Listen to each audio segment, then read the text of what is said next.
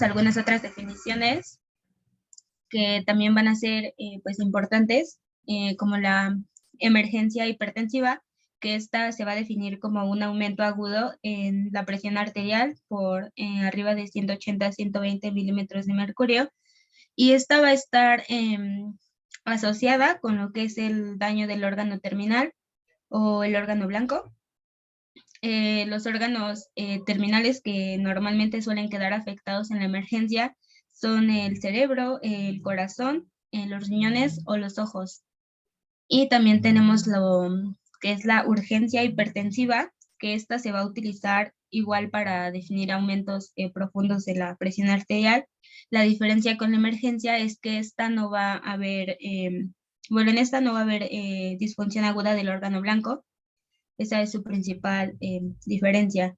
Y la crisis hipertensiva, esta va a abarcar tanto la urgencia como la emergencia hipertensiva.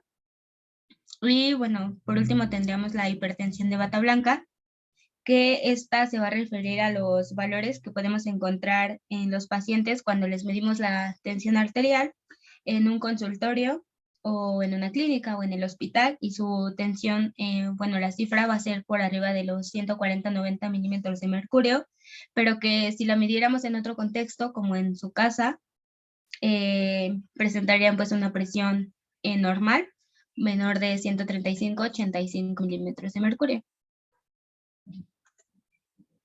Y bueno, en la epidemiología...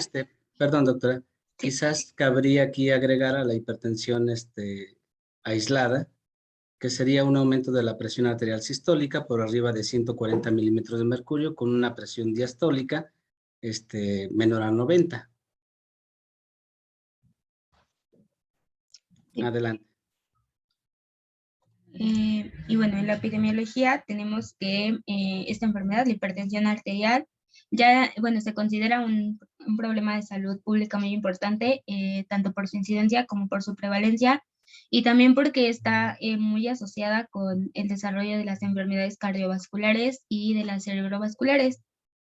Encontré que en México su prevalencia es del 30.7% en los adultos mayores de 20 años, y bueno, esta prevalencia va a ir aumentando con la edad, por lo que en el rango de 50 a 59 años, aproximadamente el 50% de esta población pues va a presentar o tiene hipertensión. Y ya en el grupo de edad de los adultos mayores de 65 años, aquí su prevalencia va a ser mayor en los varones, y esta puede llegar hasta del 70 al 80%. Bueno, encontré también en un artículo que actualmente la prevalencia ya es del 31.5%.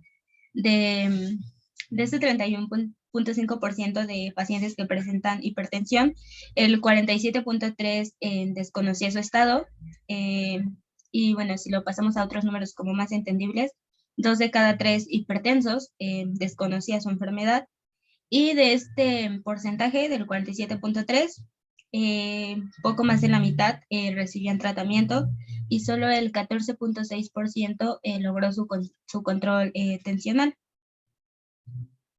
Y bueno, también íbamos a observar un mayor número de hipertensos en las personas, bueno, tienen mayor riesgo las personas con obesidad. Aproximadamente el 42% de las personas obesas padecen hipertensión, y también en los pacientes con diabetes el 65.6%. Y bueno, estos dos datos, aparte de que pues son comorbilidades, van a aumentar la mortalidad que va a estar relacionada pues con la hipertensión. Y bueno, en la etiología, para poder describirla, tenemos que dividir la hipertensión arterial sistémica en dos, que sería la hipertensión arterial esencial, o también llamada primaria o idiopática, y la hipertensión arterial secundaria. La hipertensión arterial esencial, esta la vamos a poder definir como una presión arterial elevada que no va a estar obedeciendo a causas secundarias, y en esta van a participar factores tanto genéticos como adquiridos. Esta representa el 90% de todos los casos. Y en la hipertensión arterial secundaria, esta la podemos definir como una presión arterial elevada que sí va a obedecer a un trastorno identificable y que este trastorno pues potencialmente va a ser curable. Y en esta clasificación, únicamente del 5 al 10% de los casos van a ser secundarios, bueno, en la clasificación de hipertensión arterial secundaria. Y bueno, estas dos las dividimos porque cada una tiene factores. Ay, creo que alguien tiene su micro prendido. No, sí le dije, pero me dijo que hasta tú se lo había revisado. ¿Nos ayudan cerrando su micrófono, por favor?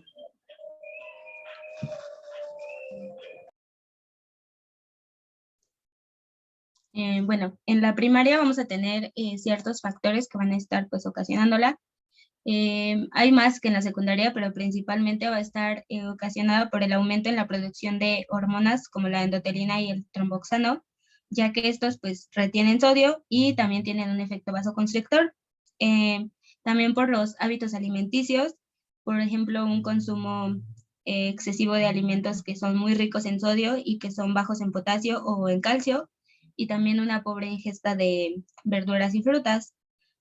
Por alguna anomalía congénita en los vasos de resistencia, el aumento de la activación del sistema renina-angiotensina-aldosterona, abuso en el consumo de alcohol y drogas o el tabaquismo, diabetes mellitus, resistencia a la insulina, obesidad, y también encontré algunos otros que serían la alteración del transporte iónico celular, también los antecedentes hereditarios de hipertensión y un aumento en la actividad de los factores del crecimiento vascular. Esto lo vamos a entender más adelante cuando nos expliquen la fisiopatología. Y bueno, en la hipertensión arterial secundaria están los factores que estarían pues desencadenándola o provocándola, serían la apnea del sueño, la insuficiencia renal crónica, el aldosteronismo primario, la coartación de la aorta, una enfermedad tiroidea o paratiroidea, el síndrome de Cushing o también las terapias con esteroides. Esas serían como las principales etiologías. Por eso se dice que es un síndrome de etiología variable o multifactorial.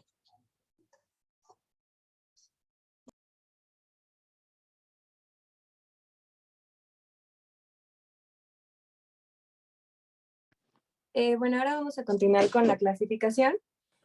Bueno, les puse dos. Esta es la primera que nos marca la norma oficial mexicana, la 030, que tuvo su modificación en el 2009. Nos menciona 7 valores. Bueno, primero vamos a tener la óptima, que es de 120 a 80. Luego la presión arterial normal, que va de 120 a 129 en sistólica y diastólica de 80 a 84. La presión arterial fronteriza de 130 a 139 y de 85 a 89 diastólica. Y vamos a tener ya los 3 grados de hipertensión grado 1, 2 y 3. Bueno, los valores para la hipertensión grado 1 es de 140 a 159 y de 90 a 99. Para grado 2 es de 160 a 179 y de 100 a 109. Y para la hipertensión grado 3 es igual o mayor a 180 y igual o mayor a 110.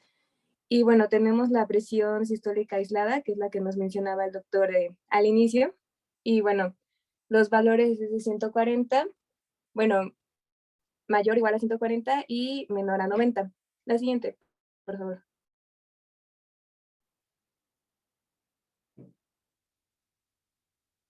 Bueno, la segunda clasificación que les puse es la de la AHA, la de American Heart Association. Bueno, aquí nos habla de 5 estadios. Tenemos la normal, que es de menos de 120 y menos de 80. En sistólica y diastólica igual se divide. La elevada, que va de 120 a 129 y menos de 80 en diastólica. La presión arterial alta, que es el nivel 1, y va de 130 a 139 y de 80 a 89. La nivel 2 es de 140 o más y mayor a 90 en diastólica. Y la crisis de hipertensión o crisis hipertensiva va a ser de 180, mayor a 180 y mayor a 120. La siguiente, por favor. Creo que en nuestra población, la primera clasificación, que es la clasificación de la Sociedad Europea, es la más aplicable a nuestra población.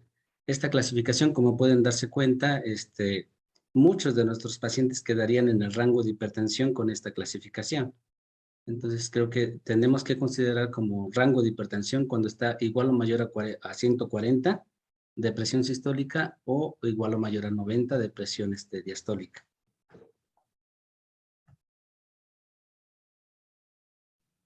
Adelante. Gracias, doctora. Bueno, ahora pasamos a fisiopatología. Más bien, gracias. La presión arterial va a tener diferentes determinantes. Podemos dividirlo en dos puntos, el gasto cardíaco y las resistencias periféricas. El gasto cardíaco está determinado a su vez por el volumen latido y la frecuencia cardíaca. El volumen latido a su vez en el retorno venoso o la precarga y la contractilidad. Retorno venoso, precarga, por el volumen sanguíneo medido por la retención renal de sodio y agua, medido por el sistema renina-angiotensina-aldosterona. Y bueno, vamos a tener también las resistencias periféricas, como son los reguladores circulantes, como la angiotensina 2 y las catecolaminas, la inervación directa como estimulación de receptores alfa 1 o reguladores locales, por ejemplo, la supresión de óxido nítrico, de adenosina, prostaglandinas y estimulación de la endotelina. También vamos a tener como, por ejemplo, la viscosidad sanguínea, pues por el hematocrito. Siguiente, por favor, gracias. Es una vía extensa, así que lo hice lo más resumido que pude. Según la primera alteración que vamos a ver, pues va a ser por el sistema renina-angiotensina-aldosterona. Nos recordemos que la renina, primero se forma la prerenina por medio de los almacenados en los gránulos secretores de las células, va a formar la renina, y esta renina, por medio del angiotensinógeno, va a formar a la angiotensina 1. Esta, a su vez, por la ECA, va a formar a la angiotensina 2. Angiotensina 2 es un octapéptido, por lo que por medio de la ECA2 también va a formar angiotensina 1A7. Bueno, la angiotensina 2 se va a expresar por medio de dos isoformas, el receptor A1 y el receptor A2. Cada uno tiene características diferentes. Hay también otros receptores, pero de receptor 1 a R4, pero los que tienen mayor predominio en expresión son estos dos. Entonces, el receptor A1 va a tener como característica la vasoconstricción, tanto de arterias y venas. También va a permitir la retención de sodio y agua por medio de ADH, remodelación vascular, esto por inflamación, la formación de ROS o especies reactivas de oxígeno, aumento del PAI-1, también estimulación del estrés oxidativo y expresión genética alterada. Lo explico después. Y el receptor A2, que va a tener como característica la vasodilatación, también la inhibición del crecimiento celular, la reparación tisular, apoptosis y excreción renal. Si lo vemos de esta manera, son como los dos polos opuestos, cada uno hace algo distinto. Entonces, cuando se expresa directamente la angiotensina 2, va en el A2, va a ser apoyado también por el angiotensinógeno 1A7.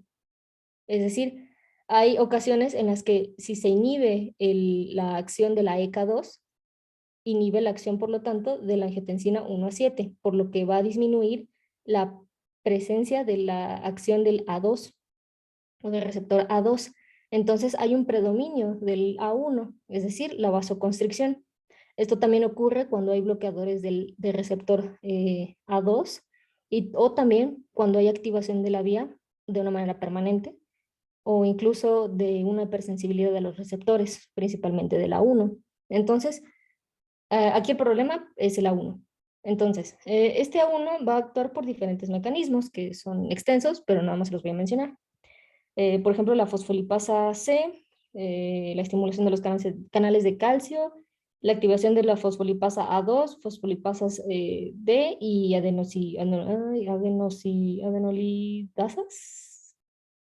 adenilciclasas, perdón. También de otra vía, que la voy a mencionar después, que es la vía de las oxidasas. Pero eso ya es por estrés oxidativo. Siguiente, por favor. Otro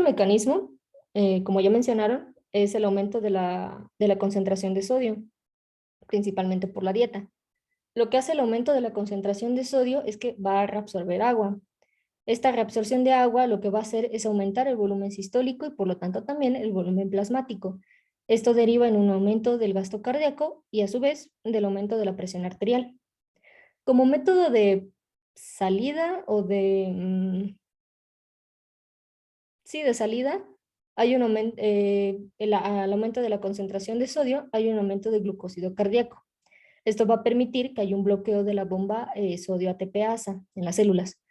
Entonces, también hay una activación de la bomba sodio-calcio. Esto lo que provoca es que haya una retención de sodio en las células musculares lisas y también una liberación de calcio. Lo que vemos es que tanta concentración de sodio que el mecanismo de salida es la entrada de sodio, pero la liberación de calcio recordemos lo que ocasiona es que es un constrictor muscular. Entonces, la liberación de calcio provoca un aumento del tono arterial y a su vez un aumento de la presión arterial.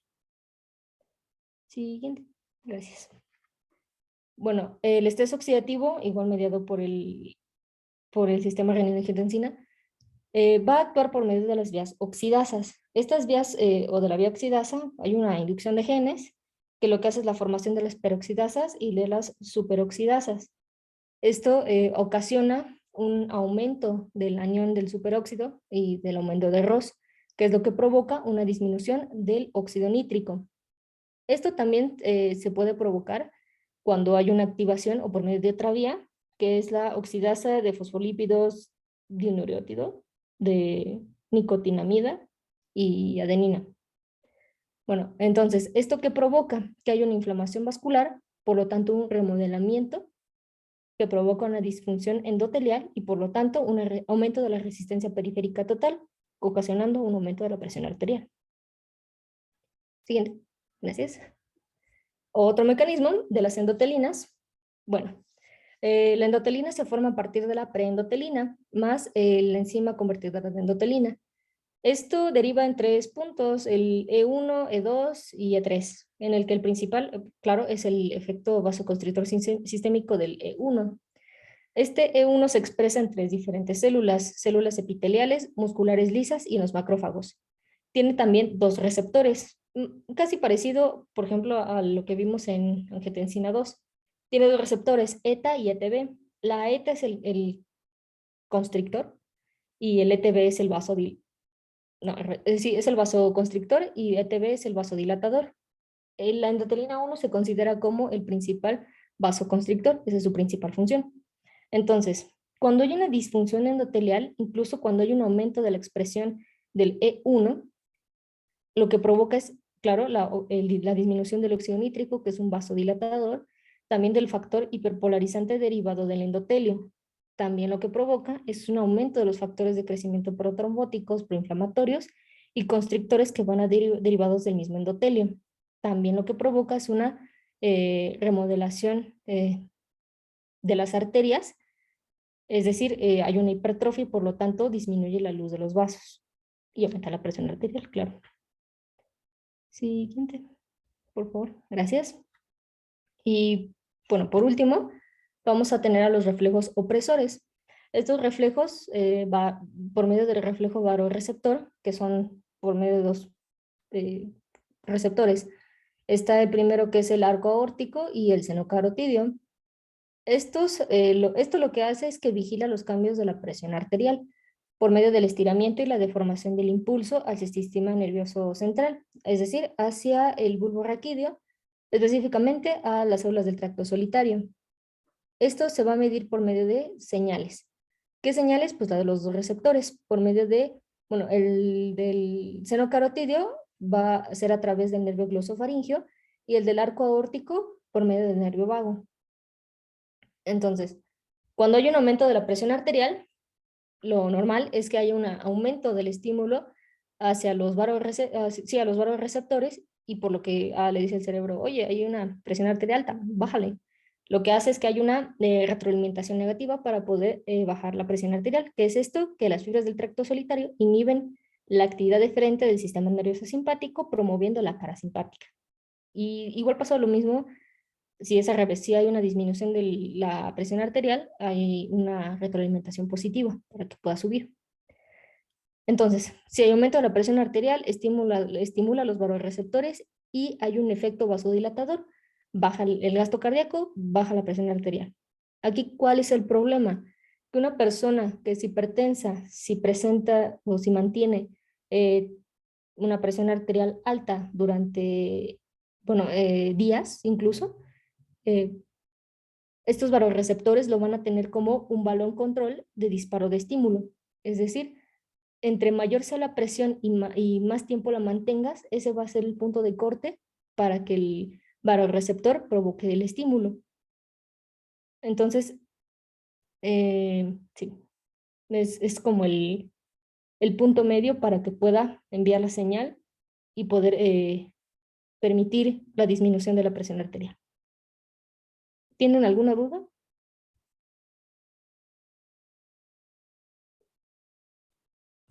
No, compañera, gracias. Va.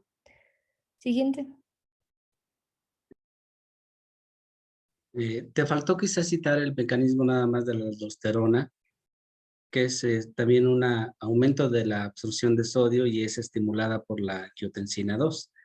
Entonces, el sistema renina-angiotensina hace que se aumente la concentración de angiotensina 2, que es un potente estimulante de la corteza suprarrenal, y la liberación de aldosterona, que a su vez provoca una absorción de sodio, mayor absorción de agua, y con esto aumento de volumen plasmático y aumento de la presión arterial. Son básicamente 4 mecanismos.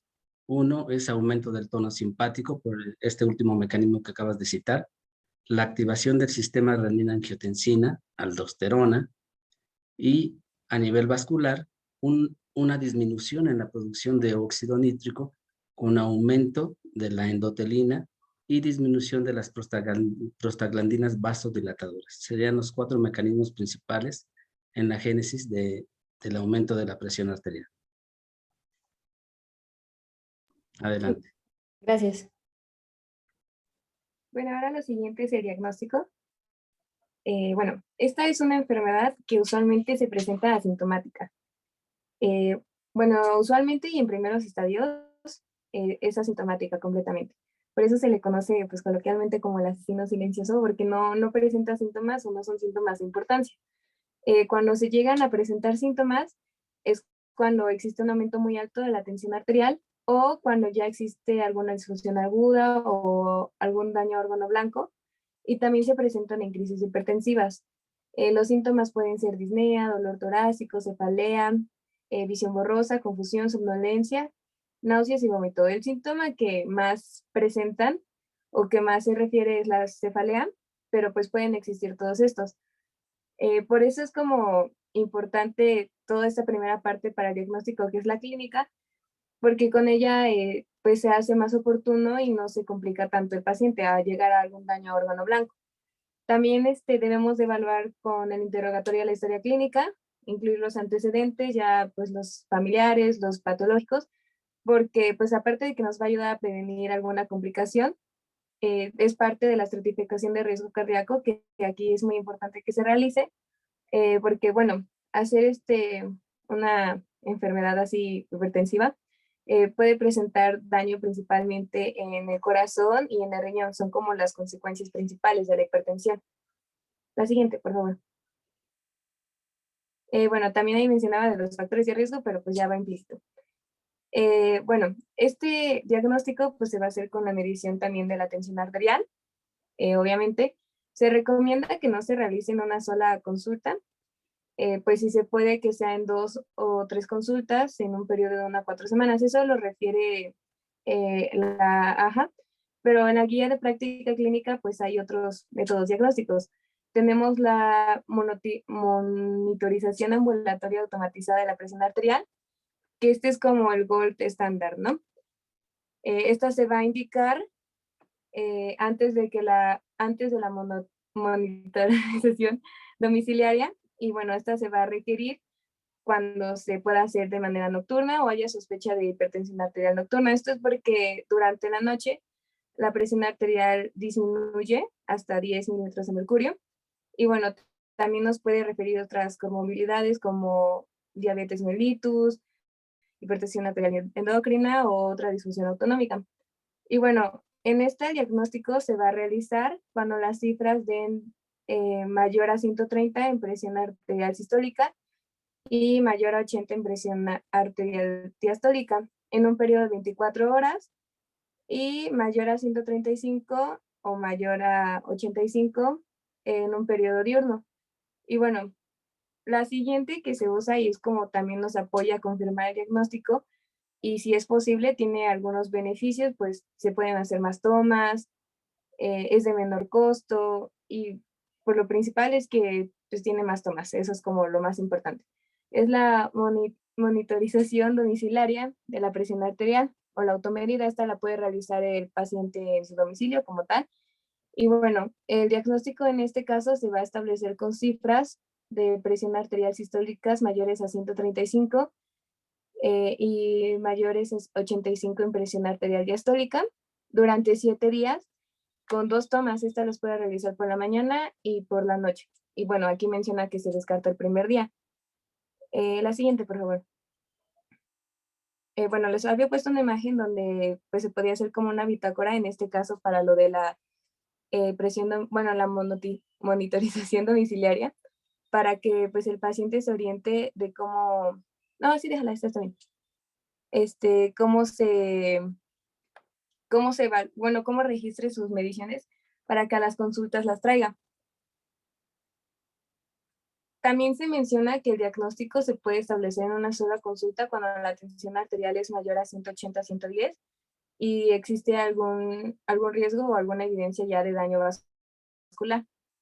Y como les mencionaba, la medición domiciliaria es importante porque es como muy confirmatoria. Y aquí les puse un algoritmo que encontramos en la guía de práctica clínica, donde pues están las cifras que nos orientan a descartar una presión arterial óptima, que pues normal, que a lo mejor por algún evento se elevó o algo así. Y bueno, tenemos la presión, con el apoyo de las presiones domiciliarias, se puede llegar al diagnóstico. Y bueno, también aquí ya refiere cómo se hace el tratamiento, pero les voy a hablar de eso más adelante. La siguiente, por favor. Bueno, aquí es la imagen que les podía mencionar, les mencionaba de dónde, cómo podemos simplificar para que se lleve el registro. La siguiente. Bueno, el tratamiento, pues en primera instancia y dependiendo de la estratificación ya de la hipertensión arterial, y es esencial en todos los casos, son los cambios del estilo de vida, que es el no farmacológico. En este caso, pues vamos a orientar al paciente a que pues cambie, bueno, reduzca la dieta, reduzca el sodio en la dieta. Aquí se recomienda la dieta tipo DASH. También pues que haga un aumento en la actividad física, que evite el sedentarismo. Si tiene alguna toxicomanía como el tabaco, el alcoholismo, pues orientarlo a dejarlo más que nada. Y bueno, esta es como la primera parte de tratamiento y en cualquiera de los tratamientos, bueno, de las divisiones de tratamiento farmacológico se tiene que realizar. Bueno, lo segundo, también se deben de evaluar las comorbilidades y los factores de riesgo ya para poder instalar el tratamiento farmacológico. En este caso, pues se recomienda estos grupos farmacológicos que les puse, vienen en la guía de práctica clínica, que son los IECAM, que son los inhibidores de la enzima convertidora de angiotensina. Aquí tenemos el captopril, el enalapril y el lisinopril. Más adelante tengo una tabla donde les puse pues, los principales de cada grupo. También tenemos los bloqueadores de receptores de angiotensina, o los ARA2, como se conoce también, que están el losartán, el irbesartán, y los bloqueadores de canales de calcio. Aquí pues el más común, el más famoso es el amlodipino, pero también tenemos otros que son no dihidropirínicos, y bueno, tenemos el diatalcem y el verapamilo. Y también se recomienda que se dé terapia con diuréticos, y bueno, en este caso los análogos de las tiazidas. Bueno, estos son los principales grupos farmacológicos y son los que se encuentran en el cuadro básico. Y bueno, se va a recomendar iniciar el tratamiento con terapia dual y bueno, a dosis estándar. Se pueden combinar fármacos de primera línea, que son los que les acabo de mencionar. Bueno, también en pacientes no controlados se puede recomendar subir a la dosis máxima de estos tratamientos y bueno, estar monitoreando. Y bueno, también en los pacientes, como ya les había mencionado, es importante estratificar el riesgo cardiovascular. La siguiente, por favor. Como les mencionaba, aquí está el cuadro donde se ponen las dosis y pues algunos fármacos que pues, son los principales que se tienen que dar para la hipertensión. La siguiente, por favor. Creo que ya es todo.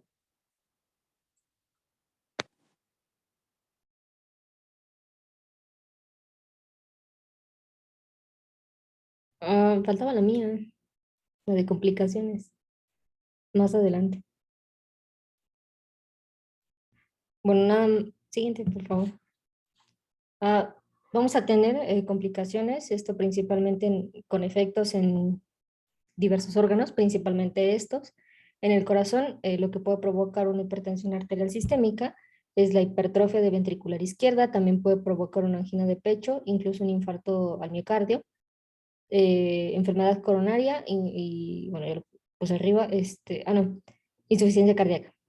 En cuanto al sistema neurológico, puede ocasionar una retinopatía hipertensiva, un infarto cerebral, puede haber una hemorragia y tiene disfunción del sistema nervioso central. Y en el sistema, bueno, en riñones, arteriosclerosis arterial eferente y lesión glomerular. Y en vascular, unas arterias básicamente, puede provocar una disfunción endotelial, que eso es, bueno, prácticamente lo de la fisiopatología. Y ya. Creo que ya acabamos. Gracias. Ok, bueno, pues creo que lo principal al conocer a la hipertensión arterial sistémica es conocer los mecanismos que pueden condicionar como factor primario hipertensión arterial esencial y a su vez hipertensión secundaria. La clase creo que básicamente radica en conocer los factores predisponentes, el diagnóstico y el manejo de los pacientes con hipertensión arterial esencial. El diagnóstico es fundamental. Si nosotros vamos a realizar el diagnóstico en el consultorio, se recomienda estar en un lugar tranquilo, con buena temperatura, el paciente cómodo. Se debe de tomar la presión en ambos brazos, se debe de tomar con el paciente sentado y también de pie, y se recomienda tomar 3 lecturas con intervalos de 2 a 3 minutos cada una. La primera lectura se desecha y la segunda y tercera lectura se promedia. El diagnóstico de hipertensión entonces sería la suma de la segunda y la tercera con cifras de presión arterial por arriba de 140-90 milímetros de mercurio. Cuando el diagnóstico lo queremos establecer con bitácora de la presión arterial en domicilio, entonces, como ya citaron los doctores, es un registro de la presión arterial de 1 o 2 lecturas durante 7 días, tanto en la mañana como en la tarde, pero ahí el rango de presión arterial se modifica. Consideraríamos hipertensión con cifras de presión arterial sistémica de 135 milímetros de mercurio o cifras de presión arterial diastólica por arriba de 85 milímetros de mercurio. Tenemos como herramienta también para el diagnóstico el estudio de mapa, que es un monitoreo ambulatorio de la presión arterial, en donde las cifras también se van a modificar para considerar hipertensión. Entonces tenemos durante el día, considerando hipertensión, una cifra de presión arterial sistólica por arriba de 130 o más milímetros de mercurio y una cifra de presión diastólica por arriba de 80 milímetros de mercurio. Esto es en el periodo diurno. En el periodo nocturno también se modifica y tendríamos una cifra de presión arterial sistólica mayor o igual a 120 y una diastólica mayor o igual a 70. Estas son las 3 herramientas básicas para el diagnóstico de hipertensión arterial sistémica. El tratamiento tiene que ser dirigido a cambio en el estilo de vida. Habitualmente el paciente con hipertensión arterial sistémica es un paciente sedentario, con sobrepeso, con una dieta rica en sodio y grasas y una dieta baja en calcio y potasio, o sea, pocas verduras y frutas. Entonces, lo primero que se tiene que hacer es modificar los hábitos en la alimentación y retirar los malos hábitos en la vida cotidiana, como son el tabaquismo o el consumo de alcohol. Estos dos factores son importantes porque en muchas de las ocasiones, al llevar una dieta adecuada, al quitar el hábito de fumar o el consumo de alcohol, se logra mantener cifras de presión arterial adecuadas. Ahora, tenemos también, cuando ya establecimos el diagnóstico de hipertensión arterial, cómo vamos a tratar al paciente, si es con cambios en el estilo de vida o vamos a iniciar terapia antihipertensiva. Tenemos a los 5 grupos antihipertensivos que acaban de citar los doctores: IECAS, ARAS, tiazidas, beta bloqueadores y calcio antagonistas. Aquí es muy importante identificar la comorbilidad del paciente. Por ejemplo, vamos a utilizar IECA o ARA en pacientes que sean diabéticos con alta predisposición a desarrollar enfermedades renovasculares, o bien que tengan daño a órgano blanco a nivel cardíaco, como son cardiopatía hipertensiva o bien síntomas ya de falla cardíaca. Tenemos a las tiazidas, que habitualmente son preferidas para el paciente con hipertensión arterial aislada o en el manejo conjunto con IECA o ARA. Habitualmente tenemos combinaciones en el mercado en donde utilizamos IECA más ARA, IECA más tiazida, perdón, o ARA más tiazida. Como ejemplo sería, por ejemplo, enalapril más hidroclorotiazida, o telmisartán más hidroclorotiazida, olmesartán más hidroclorotiazida, losartán más hidroclorotiazida. ¿Cuáles son las tiazidas que se prefieren? Sería la clortalidona y la hidroclorotiazida. Posteriormente tenemos el grupo de los beta bloqueadores. Los beta bloqueadores tenemos como ejemplos al atenolol, al metoprolol, al bisoprolol, y la indicación más importante para este grupo de fármacos sería la presencia de cardiopatía isquémica crónica asociada a la hipertensión o insuficiencia cardíaca asociada a hipertensión. También un grupo especial lo constituyen los pacientes que tienen taquicardias supraventriculares o ventriculares o taquiarritmias que no sean de este grupo asociadas a la hipertensión. En cuarto grupo tenemos a los calcioantagonistas, o quinto grupo, perdón, y como ejemplo tenemos al amlodipino, al felodipino, al ecardipino, que son calcioantagonistas de hidropiridínicos. Es importante diferenciar este grupo de antihipertensivos porque tenemos a los no dihidropiridínicos, que son el verapamilo y el diltiazem, que tienen efecto cronotrópico, hidromotrópico e inotrópico negativo. Entonces, estos dos grupos de fármacos, verapamilo y diltiazem, también se reservarían para este grupo de pacientes en donde cursan con alguna taquicardia supraventricular o ventricular, en donde están contraindicados los beta bloqueadores como primera línea de tratamiento. Los calcioantagonistas se prefieren como fármacos neutros porque no elevan los niveles de colesterol o de triglicéridos o no aumentan la resistencia a la insulina, como ocurre con las tiazidas y los beta bloqueadores. Y tenemos otro grupo de fármacos que son vasodilatadores directos, como son el prazosin o la hidralazina o la alfa-metildopa, que se va a reservar para pacientes con enfermedad renal crónica en estadio 5, o sea, pacientes que ya tienen una filtración glomerular menor a 10 mililitros por minuto y que tienen hipercalemia. Este grupo de fármacos, como el prazosin o la hidralazina, estaría indicado en este grupo de pacientes. También tenemos a los pacientes hipertensos que están embarazadas, o sea, mujeres embarazadas. ¿Qué grupos utilizamos en estos pacientes? Pues tenemos como primera línea la hidralazina y la alfa-metildopa. Entonces, tenemos que seleccionar de acuerdo a la comorbilidad de los pacientes. Cuando no hay ninguna comorbilidad, por ejemplo, un paciente joven, hipertenso, que no tiene daño a órgano blanco, que no tiene dislipidemia, entonces podemos iniciar de primera línea con un IECA, ARA o un calcio antagonista. Si el paciente tiene dislipidemia, por ejemplo, niveles altos de triglicéridos, como las tiazidas y los beta bloqueadores elevan los niveles de triglicéridos, quedarían en segundo término. Ahí deberíamos de utilizar un calcio antagonista que no tiene estos efectos secundarios. ¿Cuándo no tenemos que utilizar IECA o ARA? Bueno, cuando la filtración a nivel renal está alterada. O sea, niveles séricos de creatinina por arriba de 2.5 miligramos contraindica el uso de IECA o de ARA, y también sería una de las contraindicaciones la elevación del potasio sérico. O sea, es muy importante tomar una química sanguínea para ver cuál es el nivel de urea y de creatinina y de potasio sérico. En este caso, si los rangos son iguales o mayores a 2.5 de creatinina y un potasio igual o mayor a 5.5, sería una contraindicación para IECA o ARA porque elevan los niveles de potasio sérico y pueden deteriorar la función renal. También la estenosis de la arteria renal sería una contraindicación relativa para utilizar IECA o ARA. Las tiazidas también se prefieren para los pacientes que tienen hipertensión sistólica aislada o en población de raza negra. Les va muy bien con clortalidona o hidroclorotiazida.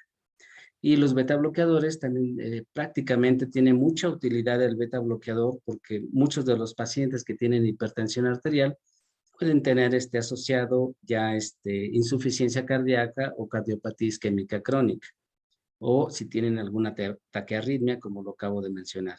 Contraindicaciones de los beta bloqueadores, pues que tuvieran una bradiarritmia, por ejemplo, una bradicardia sinusal por debajo de 50 latidos por minuto, o que tuvieran bloqueos aurículo-ventriculares o bloqueos sinoatriales, sería una de las contraindicaciones para utilizar beta bloqueador, o calcio antagonista no dihidropiridínico, como son el verapamilo y el diltiazem.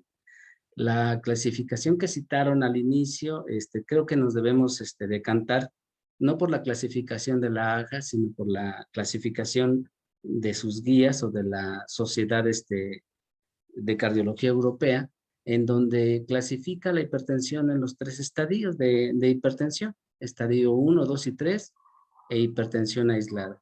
Creo que esa es la clasificación más apropiada, la que utilizamos con mayor frecuencia en México, y porque la otra clasificación de la AJA, si se dan cuenta, los niveles o rangos terapéuticos para considerar hipertensión son muy bajos. Entonces, mucho de la población que tenemos como hipertensión normal alta, si los catalogamos en la clasificación de la AJA, entrarían como una hipertensión arterial de grado 1.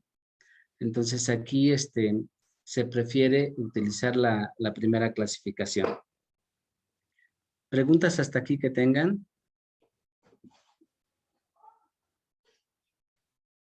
No, doctor.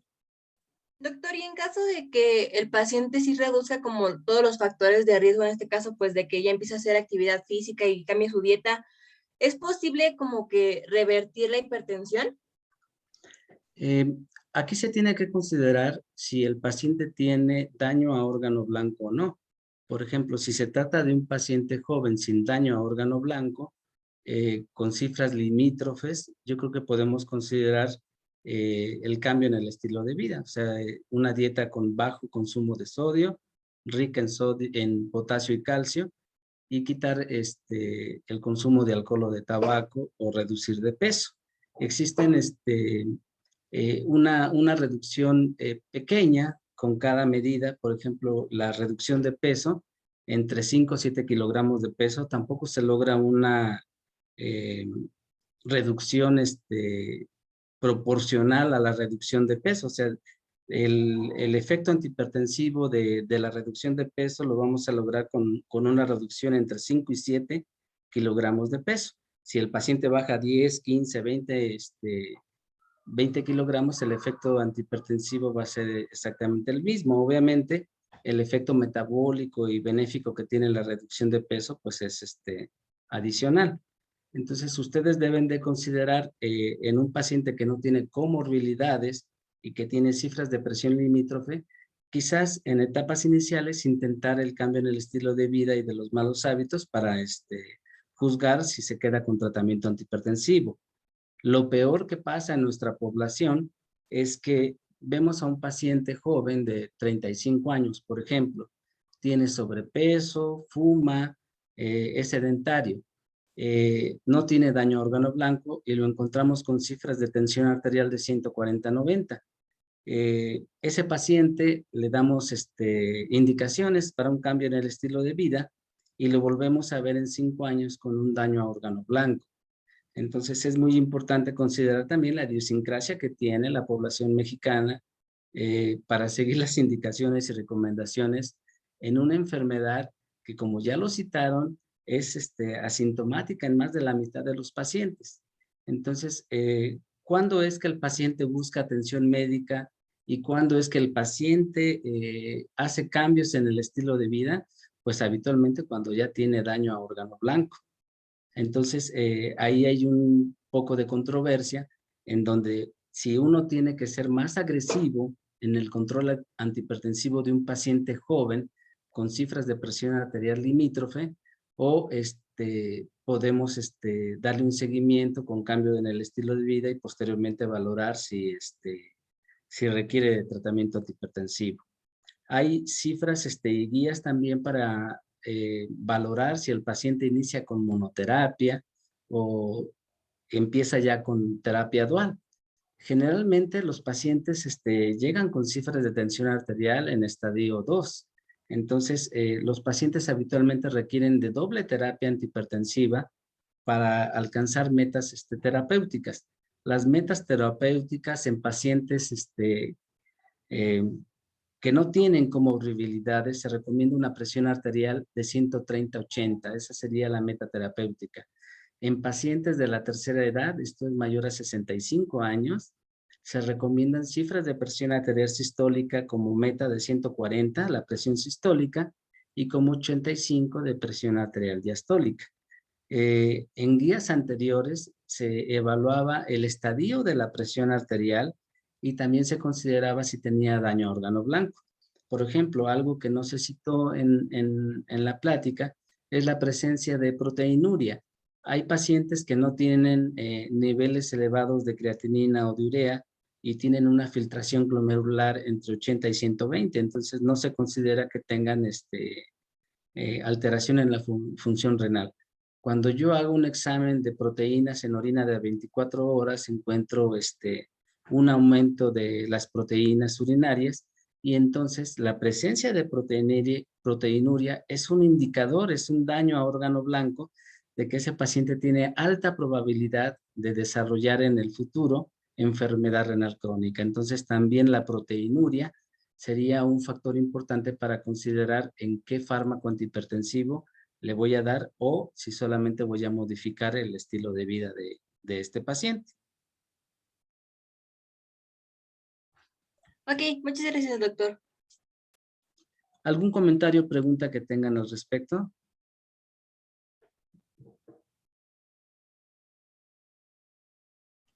Creo que no, doctor. Gracias. Ok. Se recomienda que la presión arterial sea realizada por el facultativo. También en la práctica clínica solemos confiarnos de la presión arterial que nos da la enfermera y tenemos muchos malos hábitos o manías de el registro de la presión arterial, principalmente cuando el paciente llega a un consultorio o a un hospital en una consulta de primera vez. Entonces, lo que se aconseja es que el médico tome la presión arterial. Depende mucho también de que se tome con el adecuado equipo, porque muchas veces son, por ejemplo, los brazaletes de un tamaño inadecuado, colocan el estetoscopio debajo del brazalete, el paciente llega corriendo, llega estresado y no esperan a que el paciente se relaje, que espere 10-15 minutos antes de tomar la presión arterial. Por eso es que se recomiendan estas tomas repetitivas de la presión arterial cuando el paciente ya está en la consulta con ustedes. O sea, realizar 3 lecturas en donde la primera lectura se desecha y la segunda y tercera lectura se promedia para ver cuál es el nivel de presión arterial.